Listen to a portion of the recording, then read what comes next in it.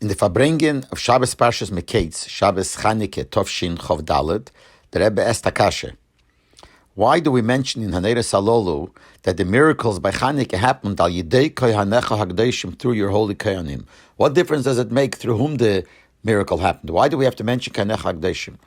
And the Rebbe said this is to answer Hakasha. According to the Rambam, who holds that we know that only by the three major Averis, Avodah Zarah, Gilarais, V'Shvichas Domim, idol worship, and murder and adultery, you have to give up your life. If someone forces you to do it, you have to rather die than do it. By all other Averis, it's Yaver V'al Yehorek.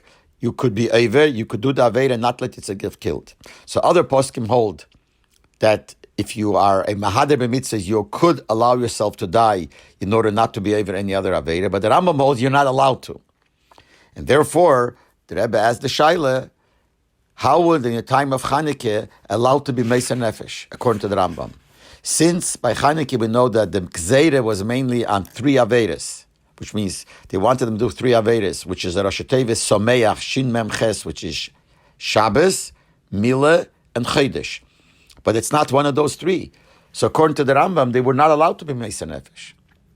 So that's why the Rebbe said, the Rambam himself holds that an Odom Choshuv, a special person, that people learn from him, even the Rambam agrees that he's allowed to be Meiser Nefesh on other Avedas, which are not one of the three major ones. That's why we say, Ayidei Kohanecha Hakedoshim, that the miracle of Chanukah, which came through Mesiras Nefesh, happened through the Kohanim Hakedoshim, because they were allowed to go on Mesiras Nefesh, even though it wasn't from the three Avedas.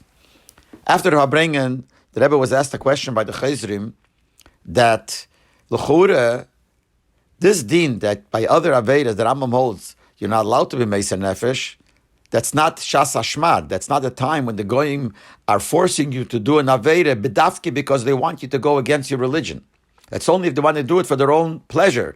The Goy wants you Mechal Shabbos because he wants something cooked and he wants you to cook. Then you don't have to go Meiser Nefesh, and according to the Rambam, you're not allowed to. But if a Goy does it bedafki tzolochas, means in spite, he wants you to go against your religion, then you have to go on Mesiras Nefesh by any Aveira, even by Arkas and the Mesana, even if they want to force you to go against the minig of what color Shulei Sayyid used to have, you should go like a Goy, you also have to go on Mesiras Nefesh. And by Chanukah, it seems it was like that. And the Rebbe answered that by Chanukah, it not necessarily falls into that category. Because it seems from the Lashon of the Rambam, beginning of Hilchas Chanukah, that when they forced the Yidden to go against the religion, it wasn't because they wanted them to go against the Amunah. It was because they wanted to hurt the Yidden. And they knew that to hurt the Yidden, the worst thing to do for them, to hurt them, is to make them go against the Torah. That's why they did it. But it wasn't bekavana like going against the Yidden. The Rebbe is medayik in the Lashon that when the Rambam says this din in Hilchas Yisodei HaTorah Perek Hei Halacha Gimel, that if the goy wants you to go against religion, you have to go on Mesiras Nefesh. He says the Lashon that Yigzer Gzeire Livatel Dosam. They'll make a Gzeire, a decree to nullify, to destroy their religion. But in Hilchas Chanukah it says Gozer Gzeires Ubitel Dosem. They made Gzeiras and they're Mevatel their Das. But it wasn't, the Gzeira was not in order to be Mevatel Das, but there's another thing. In other words, it was as part of their wanting to hurt the Eden. Now the same Sikha that's printed in Lakutei Sichos, it's printed in Chelik Lamed Hey Parshas Vayeshev. There the Rebbe has the same Shaila.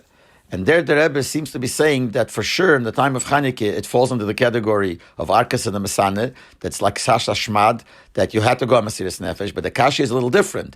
Even though you have to go on Mesiras Nefesh, even by other Avedas, but does that mean you're allowed to go to fight and put yourself in danger? If they force you to do it, you have to do it. But how could they go ahead and fight when Derech HaTeva they would lose the war and they would all die? And that the answer is, Kohanecha Hakedoshim, they're allowed to even do that. So here the Rebbe seems to be saying that in the time of Chanukah was Shas HaGzeira, and it was like Arkas and Mesana that you have to go on Mesiras Nefesh for everything. So it seems there are two ways to learn. One way to learn is by Chanukah it wasn't Shas HaShmad, it wasn't Arkas and Mesana, and the whole reason they wanted them to go against the religion is because that's the way they felt they're going to hurt the Eden. That's one way to learn. And another way to learn is that it was Arkas and the Mesana. Now there's two ways we can learn the whole thing. So when the Rebbe by Farbrengen said it, he went with the Svara that this was not Shas HaGzeira. And you look at the Sichos, he goes with the Svara that it is Shas HaGzeira. But the answer to the Kasha, why it says Ayidei Kohanecha Hakedoshim, is the same in both. Whether the kasha was, how could they go on Mesiras Nefesh, or the kasha was, how could they go out to fight in the war? The answer is that since they were special people, even according to the Rambam, in all situations, they were allowed to go on Mesiras Nefesh and allowed to go out to fight a war, even though they're putting their life on the line.